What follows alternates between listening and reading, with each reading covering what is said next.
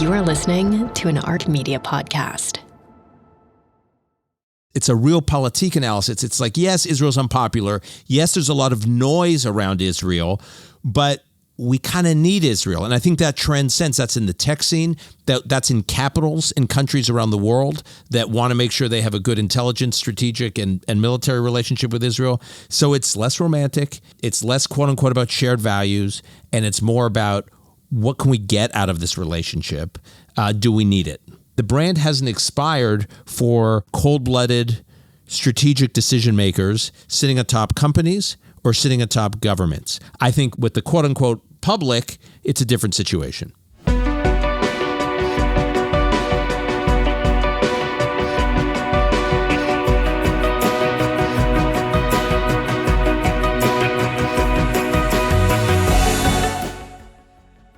It's 7 p.m. on Thursday, July 2nd in Israel. It's 12 p.m. on Thursday, July 2nd in New York City, where we Americans are preparing to celebrate and honor the 250th anniversary of our nation's founding and independence.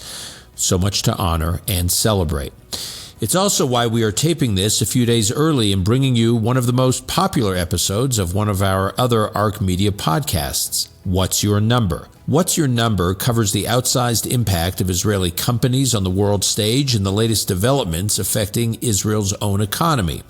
It's co-hosted by Yonatan Adiri, an Israeli entrepreneur and a former advisor to Shimon Peres, and Yael Wissner Levy, Chief Communications Officer at cybersecurity company Tenzai, and a former speechwriter and journalist herself. Yonatan and Yael asked me to be their guest on their What's Your Number podcast in a different capacity than when I host Call Me Back.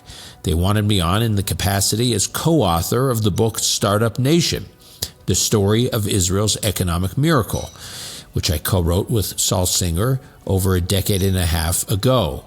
Yael and Yonatan put me on the spot about whether Israel can still be considered a startup nation, and if that brand and the reality behind it are in trouble, especially as it seems that the walls are closing in on Israel from just about every corner of the world. It was a spirited conversation, forcing me to ponder some issues and challenges facing Israel that I typically don't get to kick around in my other conversations on Call Me Back. Before this conversation, I want to say a few words about my friend Zaki Djemal from Tel Aviv, whose life was tragically cut short a few months ago. He was just 38 years old. A memorial service was held last week for him in New York City, as he had many friends and investors around the world who could not be at his funeral in Israel.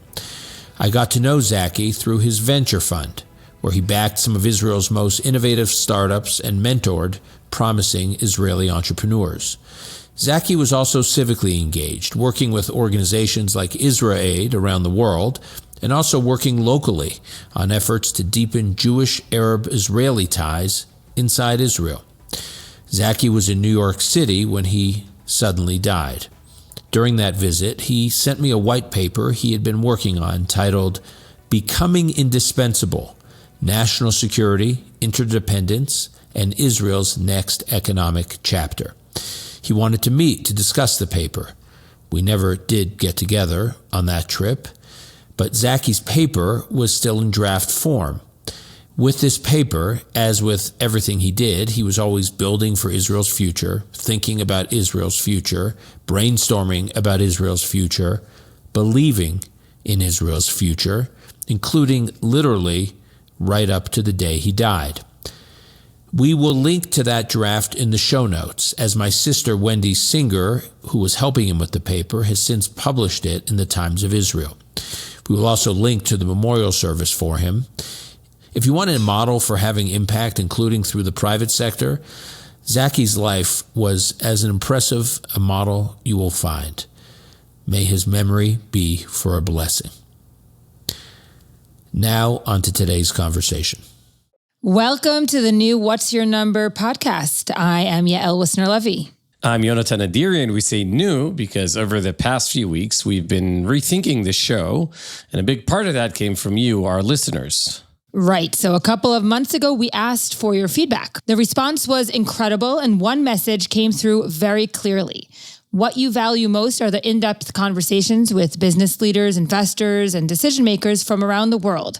Those are conversations that help make sense of Israel's economic position on the global stage. So basically, starting today, What's Your Number is becoming an interview-driven podcast. Each episode will feature a major voice from business, finance, investment, or policy, and ask them how they see Israel's economy, its opportunities, and its challenges. And because we are shifting away from a weekly news-driven format, we'll now appear in your feed once a month with deeper, more focused conversations and with people you don't often hear speaking about Israel's economy. So basically our goal is to bring you fewer episodes, but bigger conversations. And we keep the same theme music, so let's get started.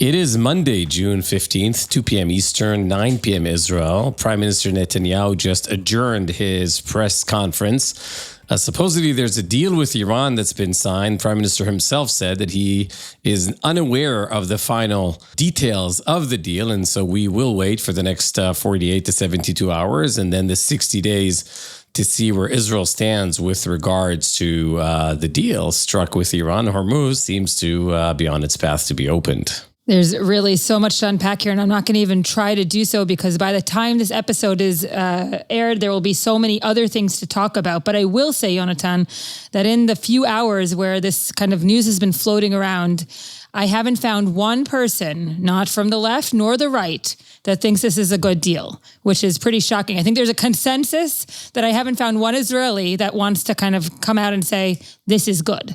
Yeah, as the Prime Minister said just a few minutes ago, it's not yet a deal. It is what seems to be sort of a memorandum of understanding. So we'll have to wait and see as this unfolds. Let's dive into today's episode. In 2009, one book changed how the world talked about Israel. Startup Nation, written by ARC Media's very own Dan Senor and his co-author Saul Singer, it gave the world a clean, compelling, apolitical story. A tiny country surrounded by enemies with no natural resources somehow became one of the most innovative economies on Earth. That story traveled. It opened boardrooms in Tokyo, Singapore, Berlin, and New York. It was in my trolley as I traveled and built Healthy.io. It made Israel and innovation almost synonymous in a way that no government campaign ever could. Fast forward to 2026, though, Israeli startups have raised $50.6 billion last year during a 7-front war. NVIDIA is hiring more people in Israel than in all of Europe's countries combined. The product, the actual tech ecosystem, is by any measure stronger than it ever was. Since Dan and Saul wrote the book, we've seen the Israeli ecosystem become, really second only to the US and to areas in China. And interestingly enough, the brand Startup Nation is in trouble. In a 2024 study of the overall images of countries called the Nation Brands Index, Israel ranked dead last, and that's 2024. The phrase Startup Nation, once a golden ticket, now lands differently in a lot of rooms and a lot of circles. Some are very surprising. And the story of the Startup Nation has now become a contested, a complicated, and some places toxic brand. So the ecosystem may be strong, and it is, empirically speaking, but the brand is not. So today we're asking the question that we think matters most right now. Not how do we save Startup Nation as a story, but what is the new story? And we're asking it at the most consequential technological moment since the internet itself, the AI revolution. Well, Dan Senor, after that big intro, welcome. Jeez, quite a setup, guys. Are you sure you want to stay? You told a great story, Dan. Tell us why we're now screwed and what you're going to do about it. I mean, you can back out, but yeah, no, I can't. We're already taping. There's no backing out. We can deep dive into today's conversation. Dan, Startup Nation, as we all know, reframed Israel's identity for a global audience. And I would also dare to say for Israeli entrepreneurs for over a decade, it was a battle cry, right? We raised money on the back of the story. We knew how to refer to other Israeli companies as a benchmark when it comes to Startup Nation. And the bet was that the world would accept a clean, apolitical story about the Israeli innovation. And, that bet paid off for over 15 years. And as we said at the opening, empirically, it is one of the strongest, most resilient tech ecosystems in the world. To understand the impact of the book, how would you define what Israel's image was for the global audience when you guys sat to write Startup Nation?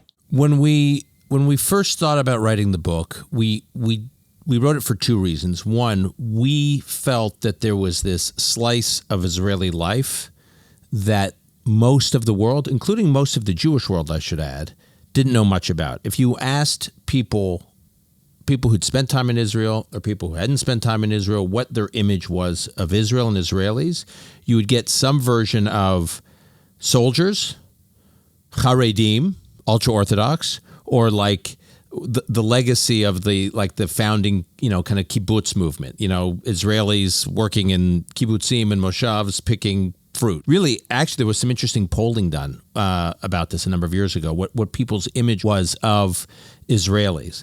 And for Saul and me, both, through the work he was doing writing at the time, he was working as a journalist in Israel, and I had invested in a number of Israeli startups. We knew all these Israeli entrepreneurs that we had worked with or he had written about, and we thought they were some of the most extraordinary people in the world. You guys live and breathe this. You see it firsthand every day. And they're on par, if not in some cases more impressive than their peers around the world. And they are driving Israel's economy, the growth of Israel's economy. All the growth, all the dynamism in Israel's economy was coming from this segment of the population. And as a percentage of Israel's labor force, it was much larger than those percentages of labor forces, of tech and labor forces around the world, including here in the United States. So it had an outsized impact in what was making Israel grow, what was making Israel so dynamic, and nobody knew about it. And we would describe these, like Yael, you mentioned some of these circumstances. It was so perplexing to people when we'd say, Israel's the most important innovation economy in the world outside of Silicon Valley in the least likely of places, surrounded by adversaries, in a state of war since its founding. At the time, no access to natural resources, tiny little country, right, size of the state of New Jersey. Like, you tell people this, and then you'd rattle off the statistics, right? The highest density of startups in the world. Attracts more global venture capital on a per capita basis than any country in the world. You start saying more Israeli companies at the time listed on NASDAQ than any country in the world outside of American companies. So we would tell people this, and they'd be like, they were stunned by this data. They were stunned by the improbability of this success story. They were surprised that there was this big ecosystem in Israel that they didn't know much about, this whole community. And then they'd start to say, like, how did Israel pull it off? And that's really what the book was about. The book was less describing what was happening and more about describing how Israel pulled it off. And that everything I just told you, Saul and I planned for. What we didn't plan for is that the book would be published, because as you know, when you write a book and you publish a book, the lead time is so considerable that you don't really know the world in which your book is going to land, what's going to be going on in the world. And the book landed as the shock of the global financial crisis was making waves all over the world. And many governments around the world, many business leaders around the world were looking for ways, like, what is the secret sauce to get more innovation in their economies and therefore more productivity growth, rather than just relying on different kind of financial instruments and financial innovations. Every government, it seemed, every country wanted their own Silicon Valley. And so they would say, well, how do we do it? And they would say, well, Silicon Valley has its unique set of circumstances. What's another place? Say Israel. Wait a minute, how did if Israel could pull this off, they're in the middle of a war zone. How did they build a Silicon Valley? So that oddly, which we couldn't have anticipated, contributed to, I think, a big part of the fascination with the Israel Startup Nation story, which then resulted in it being published in over 30 languages. And I think I'd like to think that was about our brilliant storytelling and our prose and all of that. I also think it was the timing. The timing was the world, economies, economic and business leaders, policymakers around the world, especially around the West, were looking for ways to get some innovation juice into their economies and into their societies. And our book became a way to tell about one place that shouldn't have pulled it off and did, and what others could learn from it. So before the book came out, people had images of soldiers, kibbutzim, ultra-Orthodox, as you said. What are the images that people around the world think of now when Israel comes up? So I think generally, unfortunately, given the degree to which Israel, certainly post October 7th, has been covered almost exclusively as a country at war. I think the press coverage has been unfair, but in terms of the way Israel is conducting this war. And I would also say that I'm not surprised that most think of Israel as a country at war when it is the most covered war in the international media in our lifetimes. I mean, you can just go back throughout history. There's not another war that has been covered like the Israel-Hamas war. I mean, you could maybe the Vietnam War was intensely covered, but that was before TikTok and social media and satellite news channels and cable channels and kind of everyone having a broadcast center or a supercomputer in their pocket. So the intensity of the coverage means that any image people have of Israel is just going to get swamped, completely eclipsed, overwhelmed by the images of war. So I would be naive to suggest that for most people, especially casual observers, Israel is anything right now, tragically, than a country at war in a very unpopular war, meaning the way Israel has been portrayed in how it's conducting its war is very unpopular. But it's almost like a tale of two cities, because at the same time that image, I think, exists for most people around the world. We can categorize what most is. For the global tech sector, Israel's image, I don't think, has ever been better. I mean, if you just see the degree to which many in the ecosystem internationally are doubling and tripling down on Israel, we couldn't have imagined this. We couldn't have imagined it in 2009 when we wrote the book. We couldn't have imagined it on October 6th, 2023, and we certainly wouldn't have imagined it at any time over the last couple of years while Israel's been fighting this war, because there have been so many players around the world that were impressed with the Israeli tech ecosystem, but they were somewhat reticent to get involved. That reticence is gone. I mean, I can just walk you through some of the data and some of the examples. It is like the global tech economy has plugged their ears, covered their eyes about all the coverage of the war, and they've made a different decision, which is Israel was once the most important innovation economy in the world after Silicon Valley. It still is, and it can do things that we, the global tech economy, would say we would have never imagined when Startup Nation was written. Meaning, as bullish as we were on Startup Nation, there were certain areas that even Saul and I didn't believe Israel would be able to prove the skeptics wrong.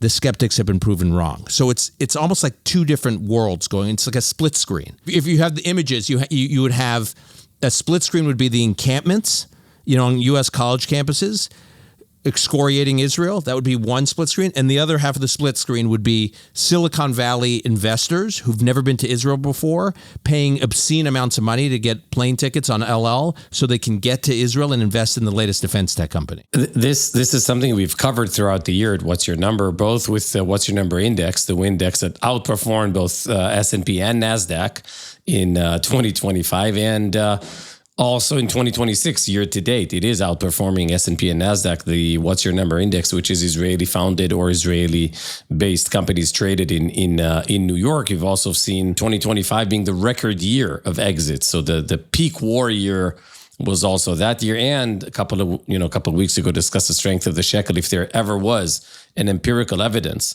of inflows of foreign capital coming into the Israeli tech ecosystem, it is the shekel at 285 shekels to dollar. This is the lowest as it ever were during the war, during the Iran war.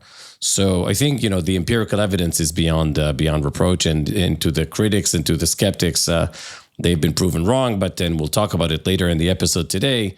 There are some concerns as to how do you preserve that? What's the narrative that gets you there? What's the new battle cry that gets you through quantum, that gets you through AI, that gets you through material science, robotics, areas where Israel has great seeds, but hasn't yet, played a full hand like it has in cyber or defense tech. Add on to that it's in those areas that, Israel hasn't proven itself technologically yet. But even just from the very basic outlook on what's happening, Yonatan just said it, you just said it.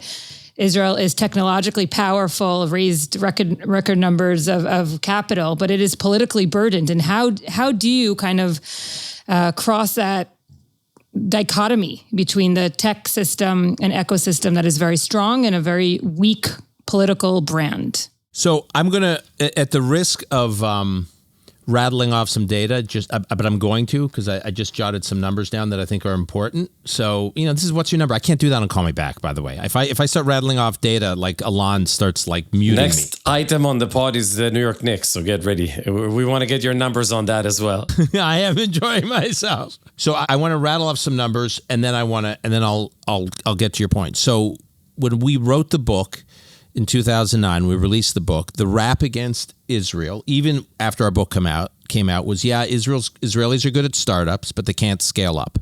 They can't build big companies that generate a lot of revenue. Okay, so when we wrote the book, I think there was in terms of companies that had $100 million of revenue, companies with $1 billion of revenue. Like you're talking about a couple of companies, right? Checkpoint, Mobileye.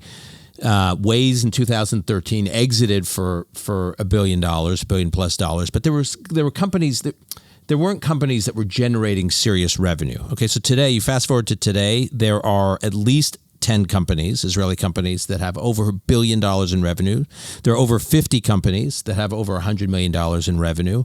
There's 70 to 80 unicorns in Israel, fourth largest in the world. So that's amazing. You think about it. It's like Israel, China, US, China, India, and Israel. Israel, by far, on a per capita basis, has the highest number of unicorns. The size of the exits now, that was another rap that Israel has interesting little startups, but then they exit really quickly and they never exit at a meaningful number. They certainly don't grow to a meaningful number. Therefore, they don't exit at a meaningful number. And as you guys know and have covered on What's Your Number, companies like Wiz, CyberArk. These are companies that, $30 plus billion exits each. Oh, by the way, in the middle of a war. So first of all, just the scale of these companies. Israelis are building big companies. They are exiting at big valuations. And along the way, they are generating extraordinarily high, unprecedented for Israel, revenues. Growth capital, another rap against Israel. There's no growth capital in the ecosystem. It's all super early stage VC stuff, but you can never see an Insight or a Blackstone or a General Atlantic or a SoftBank, the way you see at Menlo Park. And now, as you know, you go to places like Sirona or Rothschild, it looks like Menlo Park. Take those 4 examples. There's one of those now in Israel. And these offices of these global firms are investing billions of dollars at much later stages of the enterprise. So that's a whole new world. And then the size of the rounds. In 10 years ago, if you look at all of the Israeli rounds, something like less than 10% of the rounds, you'd see a round over $100 million. Today, or last year, 40% of the rounds are over $100 million. So just the size of the capital, the size of the rounds, the capital being deployed, the players that are getting involved in Israel serious institutional players, and then the size of the companies that are being built is a whole new world. And again, something we didn't cover in Startup Nation because it didn't exist. So to your question, so there's this population that's skeptical about Israel, but we agree that the global business leadership ecosystem, the tech economy, whatever you want to call it, has bought in on Israel. And in fact, as I said, double, triple, quadruple down. I guess the question is, why are they doubling and tripling and quadrupling down?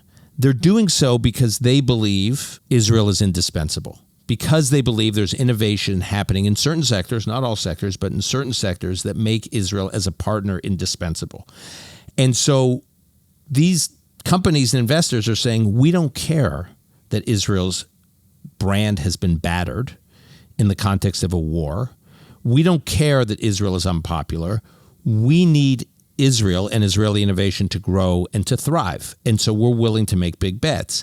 It also helps that within the tech scene at many of these companies and many of these venture funds, the whole defense-based, military-based, security undergirding part of the economy was very unpopular. You guys have talked about the Project Maven catastrophe. I think it was in 2018, where Google employees staged a mutiny against Google because it was going to do this deal with the Pentagon on this AI-based defense targeting capability, and Google backed out of it. I think they backed out of Project Maven. That was the gestalt. That was like the zeitgeist in Silicon Valley. It was very hostile to strength, to power, to geopolitical power, to military power. I can't exactly diagnose why that has changed, but it has changed. And so today, all the cool, hot venture funds and multinational companies leave Israel out of it. They are, zeroing in and backing big anything related to geopolitical power, military power, security opportunities. They're doing it in the U.S. They're doing it with the Pentagon. I mean, it is a hot sector. And so they look at Israel and say, well, if we're into this space, we got to be doing stuff with Israel. And so Israel has benefited by A, being excellent in this area, and B, the change in mindset, I think, at many of these companies, and many in the tech sector here in the U.S., in terms of they no longer have this hostility to that sector. Hi, I'm Daniel Hartman, president of the Shalom Hartman Institute in Jerusalem. And I'm Yossi Klein Halevi, senior fellow at the Shalom Hartman Institute. What's more important, to be feared by your enemies or morally true to yourself? Should Israel strive to be a nation among nations, or should it accept the fact that it is now a fortress apart? What do Israelis and diaspora Jews owe each other? If you're Jewish, or a friend, an ally, these questions have been gnawing at you these past few years. For some of you, like for us, these questions have been keeping you up at night. And for some, they've been simmering in the background, waiting for answers. But dilemmas don't always have clear answers.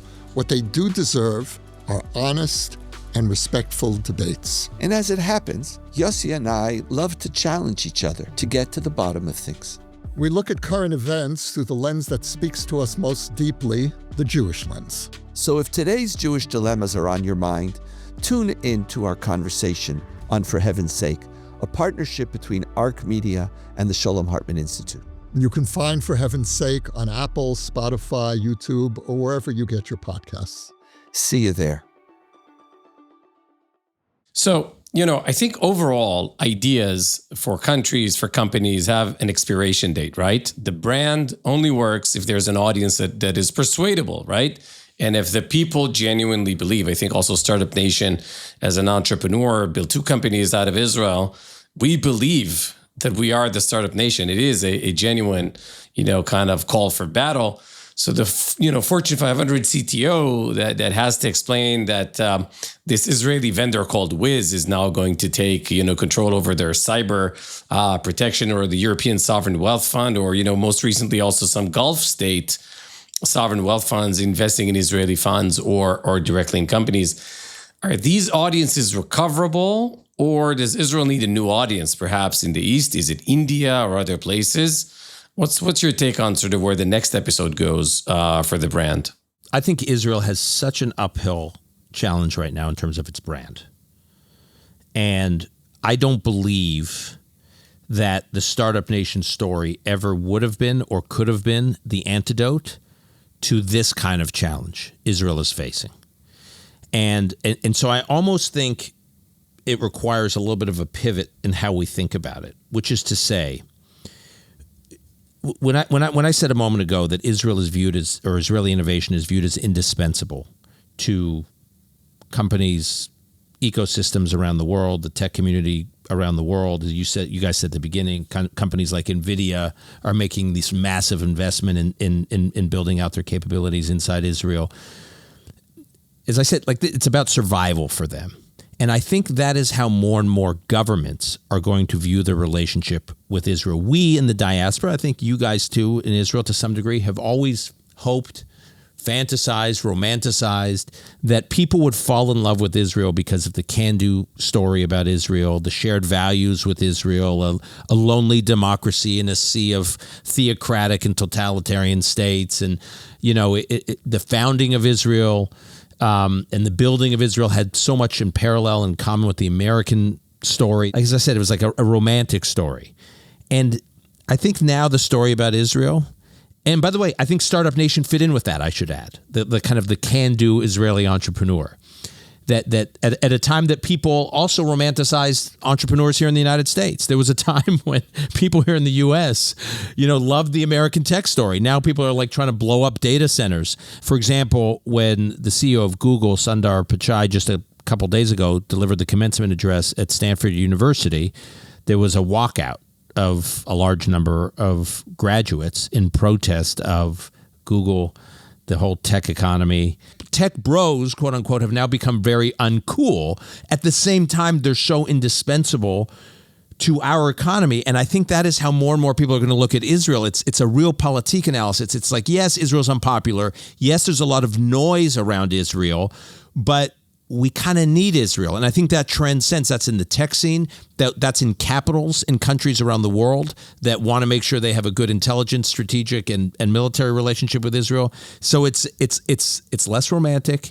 It's less, quote unquote, about shared values. And it's more about what can we get out of this relationship? Do we need it? I think you really hit the nail on the head. I think Israel's next tech story, much like, we have our beautiful and wonderful Iron Dome. How does Israel become indispensable? We call it Marx, right? We had a conversation about that at the pod, right? Material science, AI, robotics, quantum, space, and synthetic biology. Each of those offer Israel the ability to be indispensable and build a narrative around its indispensability. But I think that to a certain degree, it's very imminent that very strong narratives expire, right? They have a certain time limit. Is it fair to say, and I'm not sure it's right, sort of that's how I think about the world right now with my book that came out, and by the way, became a bestseller last week here in Israel, the best-selling nonfiction book last week in Israel. The notion of an imminent expiration of a narrative. Do you agree with that? I get this all the time. This question is like the Startup Nation brand dashed. Is it over? I don't believe it's over. And I'm not just saying that because Saul and I coined the term, so we feel perhaps irrationally loyal. We have a level of fidelity to the term that is otherwise belied by the facts. But I actually don't believe it has expired for the following reason. What we were arguing in Startup Nation, and the reason I think the term resonated, was because it was a double entendre. We were saying that Israel has the highest concentration of startups and entrepreneurs and all the dynamism we associate with that in the world. That was true. And the whole founding of the modern state of Israel was a startup. Everything we were describing in the book that Israeli entrepreneurs had, Israel's founders had, and Israel's founding generation had. So it was the whole country, the ethos of the country was that of a startup. And I think that scrappiness, that willingness to just throw 100 things against the wall to see which ones stick, that kind of being in a laboratory, that mindset, still works for Israel. And I think you see it manifest itself in these unpredictable ways. For instance, the reaction we got, and this is going to be counterintuitive, but just bear with me. The reaction we got to Startup Nation 15, 16 years ago in terms of how people were very moved by the story and impressed by it and wanted a piece of it, if you will. I saw the same reaction when, for instance, Israel did the pager attack against Hezbollah. Same reaction. People were like, wow, only Israelis could have pulled that off, right? And by the way, I was getting that not only from cheerleaders for Israel in the diaspora, I was getting that from friends of mine in the Gulf. I was getting that from officials in Qatar. I was hearing that from, some of these people have family members who are Sunni Muslims that were living in Syria and they hated Hezbollah, whatever. But there was a sense that only Israel could have pulled off an operation like that. So I do think that the brand of the can-do Israeli entrepreneur that can kind of figure any problem out, solve just about any problem, will kind of the stick-to-itiveness of trying to solve a problem. To the extent all that was wrapped up in Startup Nation and in the founding myth, if you will, or the founding story of Israel, I think that is still there. It's manifesting itself in different ways, but I think it's still there. The question is, who's it there for? I think that's the real question. It's the brand hasn't expired for, kind of cold-blooded, strategic decision makers sitting atop companies or sitting atop governments. I think with the quote-unquote public, it's a different situation. So I hear you, and I think I mainly agree. I would ask then, the answer obviously isn't then a better PR campaign, because you're saying those that, are following and respect and know what Israel is worth have been, and that's unwavering. But does that mean that we're kind of doomed, quote unquote, to be in this, AI for war, defense tech, and kind of that's where we shine forever? Is that our destiny? Startup Nation Central has the Finder. That's where we track startups by sector. And I think before October 7th, there were I don't have the numbers in front of me, but something like 160 defense tech startups registered by the Finder before October 7th. And you guys would know better, but I think now the number is close to 400 defense tech startups. Makes sense, yeah. Mm-hmm. It's as you know, it's a very hot area, and at a time in which governments around the world, not just the United States, but NATO governments, they're ramping up their defense budget expenditures. They won't publicly say it, but quietly, they all want to buy in to what's going on into this defense tech sector. They all want to buy into what Israel has been doing, and so I know it's like not what Israelis want to hear, and I'm not saying it's the only area of growth, but I do think it is a big reason why governments around the world and different players around the view Israel as indispensable. I mean, but by the way, Yael, I want to say, we there are other areas like the whole food tech space, which has gotten battered, but there are interesting things happening in that sector, specifically in Rehovot, where there are hundreds of startups in what we call food tech. I mean, it's sort of a loose term to cover a lot of things, where all these biologists are leaving Weizmann Institute and starting companies. I know, for instance, various Gulf countries that are very worried about food security, and they are very dependent, obviously, on the import of food, and they see the Israeli food tech sector as indispensable a sector for them as many governments around the world see Israel's defense tech sector. And they are exploring all sorts of arrangements with different Israeli food tech startups. So it's not just war and cyber and drones and the AI underneath all of that. I think there are other sectors that are, I know it makes a lot of Israelis uncomfortable. Are we just going to be the war fighting tech economy? I think there are other sectors that are doing well, but I think the biggest and hottest right now for the time being will be the defense tech sector, and I think that's okay. When I say defense tech, including cyber in that. But Dan, I think it doesn't have to be mutually exclusive. I think Israeli indispensability is critical.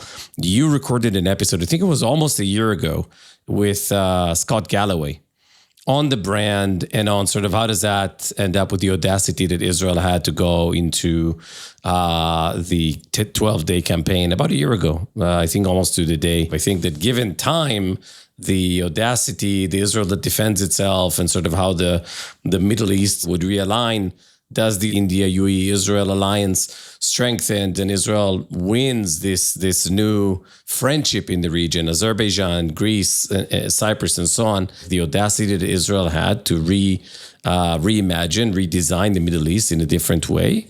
I don't think it's mutually exclusive from the brand over the long term. There was a time where there's this whole category of diplomats at the State Department, the U.S. State Department, called the Arabists, right? And the Arabists at the State Department would basically argue to U.S. presidents that we need to place our bet with the Arab world, not with Israel. You may have this, idealistic view of the founding of the State of Israel and the importance of the U.S. partnering with the State of Israel as it grows, but it's a stupid bet if you do that, Mr. President, because the Arab world is what is indispensable to us for a whole variety of reasons. A, just their sheer size in the region, both population and landmass, and then obviously their energy resource that made the relationship with the Arab world indispensable. That whole relationship I talked about is about to be reversed or inversed, which is now the bet. If you said to an American president,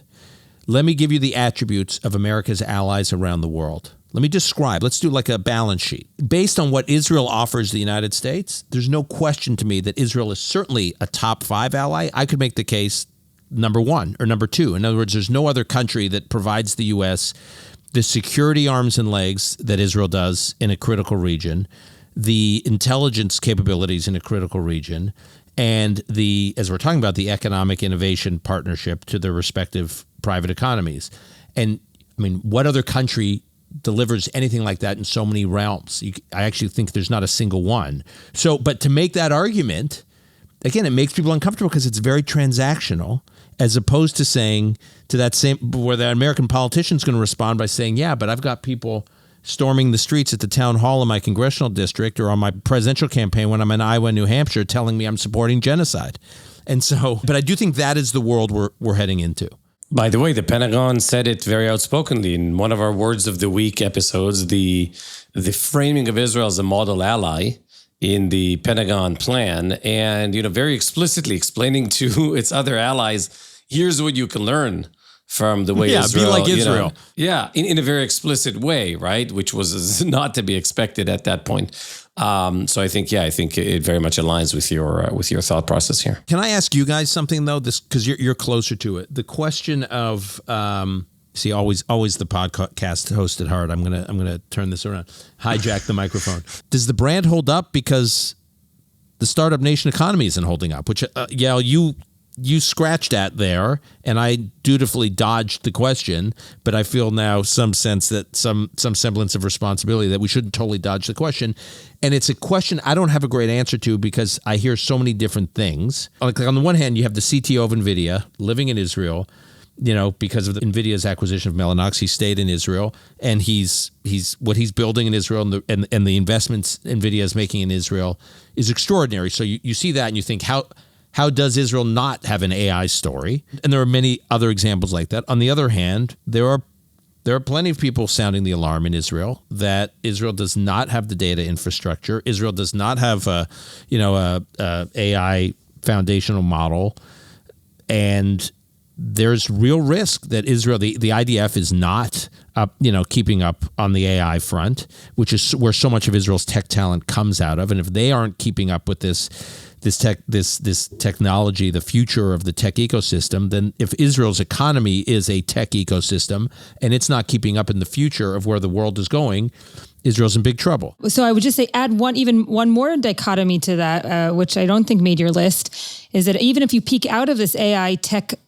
discourse, there's like real internal challenges, I'll say, Yonatan, and not problems, that Israel is facing.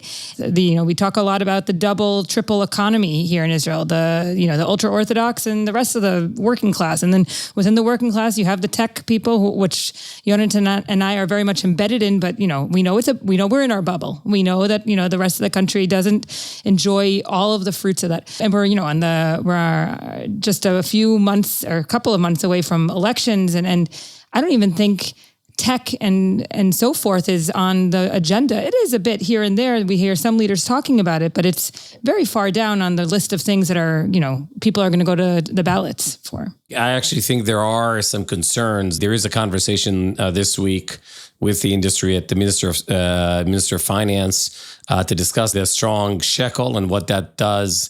Part of it has to do with brain drain risk after the next election. So that's a big risk. I do think the government took a couple of great initiatives. For instance, General Askal heading up a new government office called the National Artificial Intelligence Headquarters, which we featured on What's Your Number a few episodes back, is really gearing up to some serious action with $1 billion budget allocated to it this year alone. This is now top of the agenda during the war, right? There has been very interesting use on the top layer. I agree with you, Dan, no foundational model. The one thing I'm really worried about happened on Saturday, and that is the weaponization of the foundational models like Claude, right? The decision of the American government to, and I had it literally, I was working on my Claude 5, super happy, and I was like, blocked, you're not an American citizen. Oh, don't get me started. My wife was going crazy about this, that like she was working on it, some of her work was sitting on it, and then it was just gone. Israel's tech ecosystem is very exposed to that, right? Non-American employees of American companies could not use Claude Fable, right? To me, America reached escape velocity, and those who are not on the good side cannot escape with it. That's a massive risk to the Israeli tech ecosystem and the startup nation, broadly speaking. And I hope that's not the case. I hope it gets sorted out. But if that turns out to be the case, that foundational models are going to be limited for national reasons, and Israel is out of that, garden, that's a pretty big deal for the tech ecosystem. And Israel is so behind on developing its own foundational model. Yep. Yeah. There is now an MOU on developing also a supercomputer in Azerbaijan, which I think is really a great idea for Israel, broadening its villa in the jungle concept and opening up to India, UAE, Azerbaijan. Somaliland president is here today.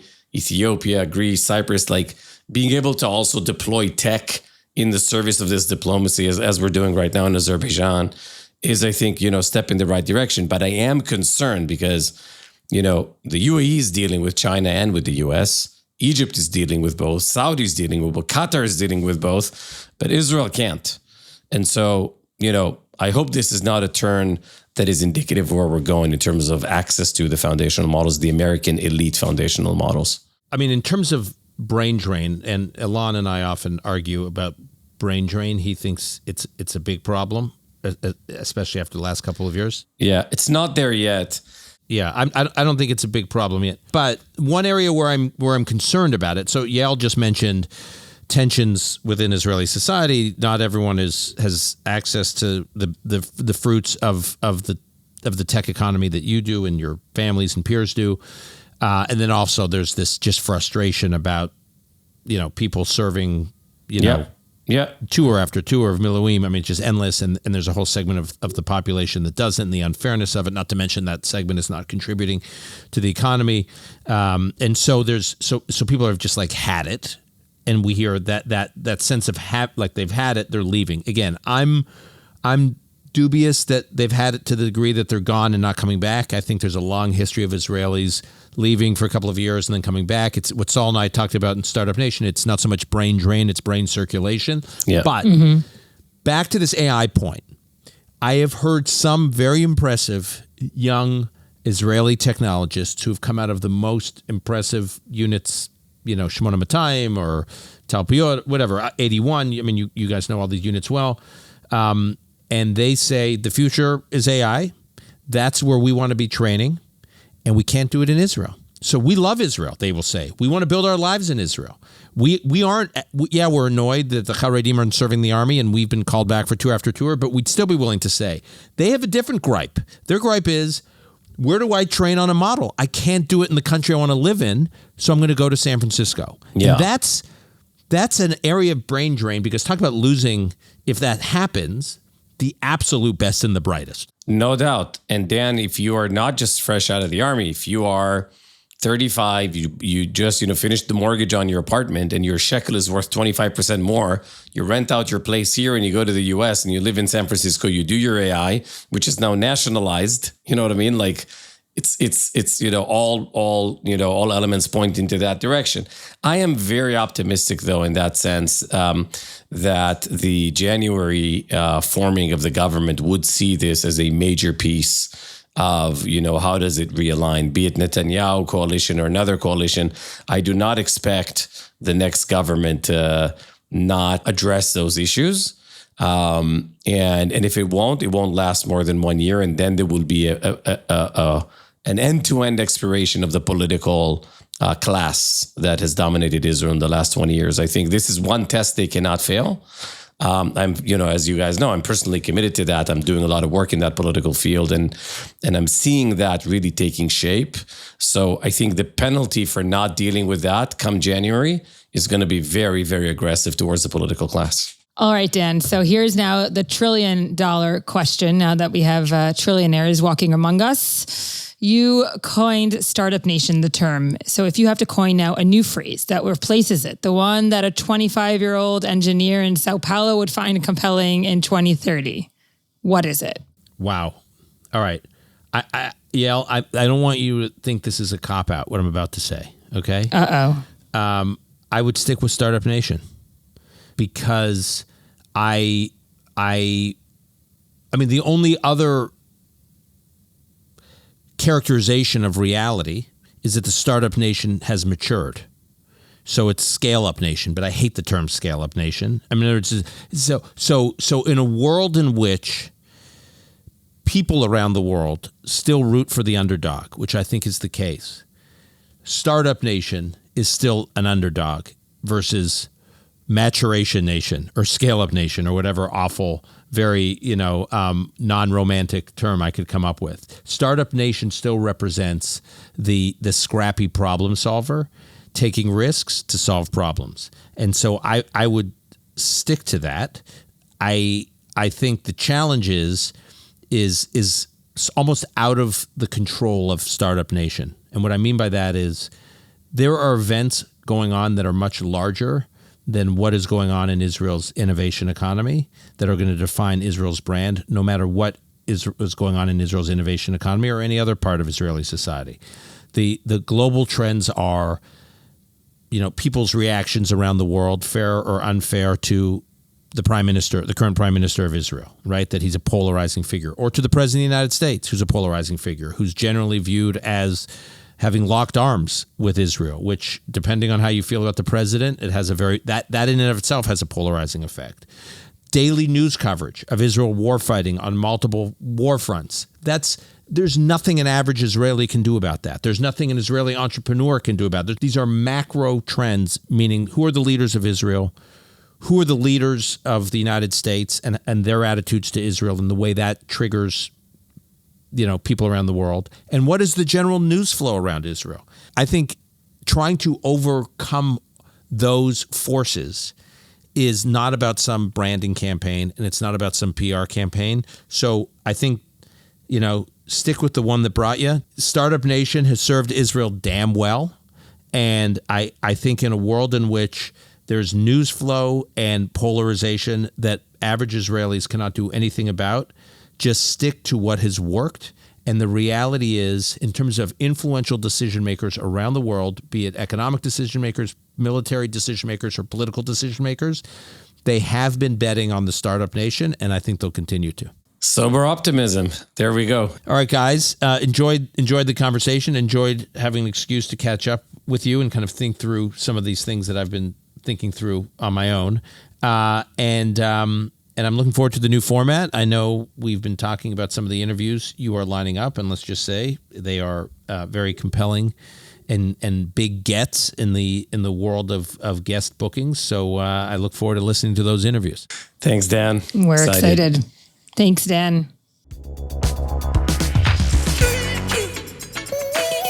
This was great. New is great. These changes are, they raise the expectations, they raise the bar. I'm looking forward to the next episode. And we're still a bit in the fog of war here, so let's see how that turns out. Welcome and goodbye from our new format of What's Your Number? We'll see you soon.